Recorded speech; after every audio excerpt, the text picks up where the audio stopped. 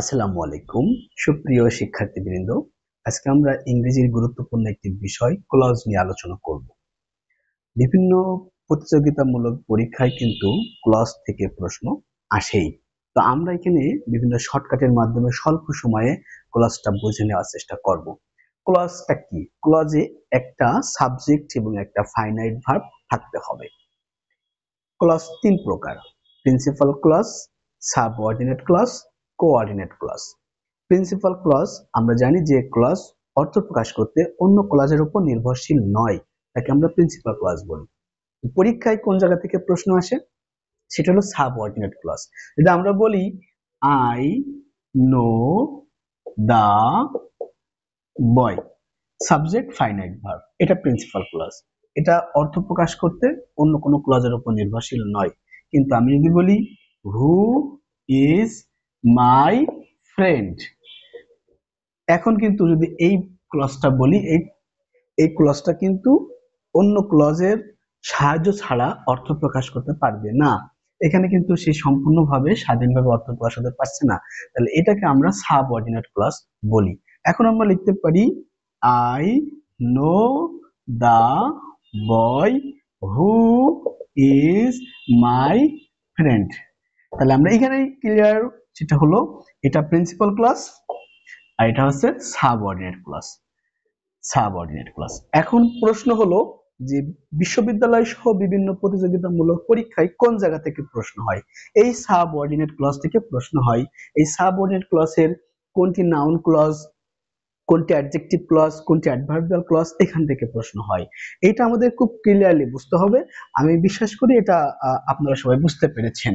এখন আমরা দেখব কোথায় নাউন ক্লজ হয়, কিভাবে আমরা শর্টকাটে অ্যান্সারটা করব। এখন পরীক্ষায় যদি আসে আই নো দা বয়, আমি একটা এক্সাম্পল দিয়ে করাবো। I know the boy who is my friend.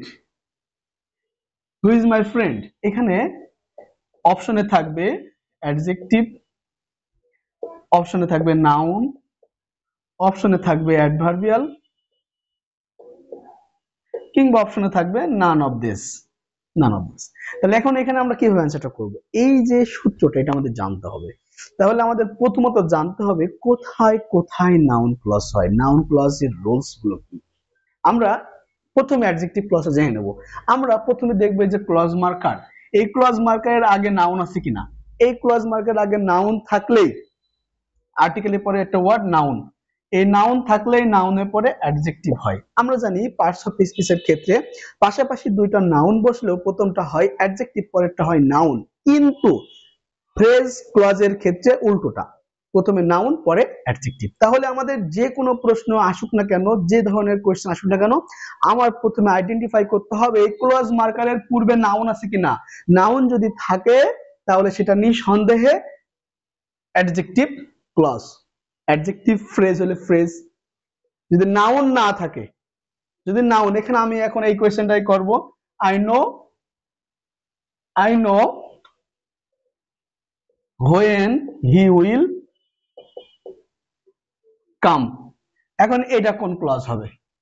No, he will come. এখানে কিন্তু নাউন আইডেন্টিফাই করতে পারছি না, এই কারণে এটা নিঃসন্দেহে নাউন ক্লজ। তাহলে আমরা অ্যাডজেক্টিভ বুঝতে পেরেছি। আমাদের অ্যাডজেক্টিভ জানার জন্য আমি আবার রিপিট করছি যে ক্লজ মার্কারের পূর্বে নাউন থাকলে সেটা অ্যাডজেক্টিভ ক্লজ হবে, তাছাড়া অ্যাডজেক্টিভ ক্লজ হওয়ার কোনো চান্স নাই। না হলে এই যে অপশন থেকে অ্যাডজেক্টিভ বাদ দিতে হবে, যে নাউন নেই অ্যাডজেক্টিভ বাদ, তখন আমার নাউন এবং অ্যাডভার্বের মধ্যে আমার কনফিউশনটা তৈরি হবে। তাহলে এখন আমরা জানবো যে কোথায় কোথায় নাউন ক্লজ হয়। প্রথমত আমরা জানবো সাবজেক্ট হিসেবে, সাবজেক্ট হিসেবে হয়। এক নাম্বার রুলস অবশ্যই মনে রাখতে হবে, ক্লজ পারতে হলে কোথায় কোথায় নাউন হয় এটা জানতে হবে ক্লিয়ারলি। দুই নাম্বার অবজেক্ট হিসেবে নাউন ক্লজ হয়। তিন নাম্বার প্রিপজিশনের পরে নাউন ক্লজ হয়। চার নাম্বার ভার্বের কমপ্লিমেন্ট হিসেবে নাউন ক্লজ হয়। এবং পাঁচ নাম্বার নাউনের অ্যাপোজিশন হিসেবে নাউন ক্লজ হয়। আমি সংক্ষেপে লিখলাম। তো আমাদের এই পাঁচটা জায়গায় যদি নাউন ক্লজ বের করতে পারি তাহলে নাউন ক্লজ বের হয়ে গেল, নাহলে অ্যাডজেক্টিভ হবে না, নাউন হবে না। তাহলে বাদ বাকি কি থাকে? এই ছয়টা জায়গায়, একটা বললাম যে নাউন আইডেন্টিফাই করতে হবে, আর এই যে 6 জায়গায় যে 6টা নিয়ম বললাম, এই 6টা যে ধরনের ক্লজ আসুক না কেন সেটা হবে অ্যাডভার্বিয়াল ক্লজ। আমার ক্লজ শেষ। এই 6টা বিষয় জানতে পারলেই কিন্তু আমরা ক্লজে ফুলফিল মার্কস পেয়ে যাব। যদি আমরা এখানে एग्जांपल দিই, যদি বোর্ডে লিখছি সাবজেক্ট হিসেবে, আমি যদি একটা एग्जांपल দিয়ে দেখাই যে সাবজেক্ট কিভাবে, that he is honest is known to all। এখন প্রশ্ন হলো এই দ্যাট হি ইজ অনেস্ট এর নিচে আন্ডারলাইন থাকলো, এই যে ভার্বের বাম পাশে কিন্তু সাবজেক্ট হয়, ভার্বের বাম পাশে সাবজেক্ট হলে এটা সাবজেক্ট হিসেবে কি ক্লজ, নাউন ক্লজ। এটা কিন্তু অ্যাডজেক্টিভ হওয়ার কোনো সুযোগ নেই। অ্যাডজেক্টিভ হওয়ার জন্য যে বলেছি ক্লজ মার্কের আগে অবশ্যই নাউন থাকতে হবে। সো এখানে ভার্বের বাম পাশে এই আন্ডারলাইন যে সেন্টেন্স, এই ক্লজটা হচ্ছে নাউন ক্লজ সাবজেক্ট হিসেবে। এভাবে আরো আছে, আমি আরেকটা एग्जांपल দিই, what you say is quite true, quite সম্পূর্ণভাবে সত্য।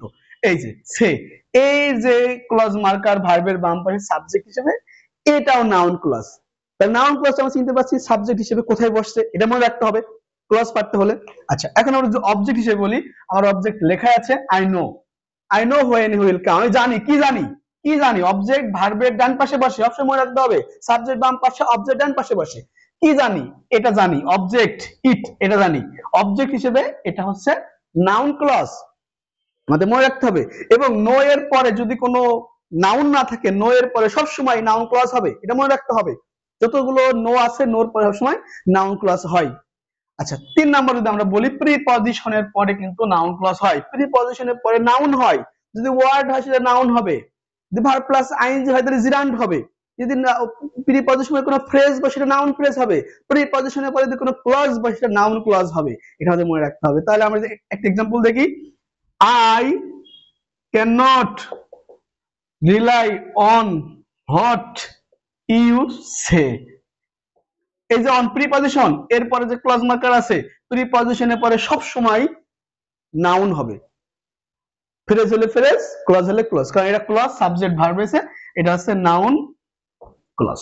শেষ, আমার কিন্তু নাউন ক্লজ প্রিপজিশন জানতে পারলাম। এখন আমরা যদি বলি ভার্বের কমপ্লিমেন্ট হিসেবে, life is what we make it. সম্পূর্ণ ভার্বের কমপ্লিমেন্ট হিসেবে, ভার্বের সম্পর্কে অতিরিক্ত কথা বলা হচ্ছে, সেটা হচ্ছে কমপ্লিমেন্ট। তাই ভার্বের কমপ্লিমেন্ট হিসেবেও এটা কিন্তু নাউন ক্লজ হয়। আরেকটা আমাদের জানতে হবে পঞ্চমত, সেটা হচ্ছে নাউন ইন অ্যাপোজিশন। যদি আমরা বলি দা নিউজ, সাধারণত নিউজ, ফ্যাক্ট, ইনফরমেশন এইগুলো ক্ষেত্রে হয় the news that he has died, is clear to us, এই যে নাউনের অ্যাপোজিশন, নাউন সম্পর্কে আরেকটু বাড়িয়ে বলা, এটা হচ্ছে নাউন ক্লজ। তাহলে 5টা জায়গায় কিন্তু নাউন ক্লজ আমরা জানতে পারলাম। আর একটু ক্লাসটা আরেকবার রিপিট করলে দেখলে ক্লজ সম্পর্কে সম্পূর্ণভাবে আইডিয়াটা ক্লিয়ার হয়ে যাবে। এন্ড ফাইনালি আমরা অ্যাডভার্বিয়াল ক্লজ জানবো। এই দুটো অপশনে যখন থাকবে, এই দুটো আইডেন্টিফাই করে বের করতে পারবো, না পারলে আমাদের অ্যাডভার্বিয়াল ক্লজ হবে শর্ত থাকলে, কারণ বোঝাইলে। এবং আমরা সাধারণত জানি as, so, though, although, in spite, despite of, etc মাঝখানে কমা থাকলে, এগুলো থাকে সাধারণত অ্যাডভার্বিয়াল ক্লজ হয়। আমার মনে হয়, আমি বিশ্বাস করি যারা আমাদের এই পুরোটা ক্লাসটা শুনেছে, আশা করি তারা ক্লজ সম্পর্কে আরো বেশি ক্লিয়ার হয়ে যাবে। সবাইকে ধন্যবাদ। নতুন আরেকটা ক্লাস নিয়ে আবার উপস্থিত হব। আমাদের পেজের সাথেই থাকবেন, লাইক শেয়ার দিয়ে আমাদের সাথে থাকলে আমরাও আরো ভিডিও করতে অনেক বেশি আগ্রহী হব। সবাইকে ধন্যবাদ। আসসালামু আলাইকুম ওয়া রাহমাতুল্লাহ।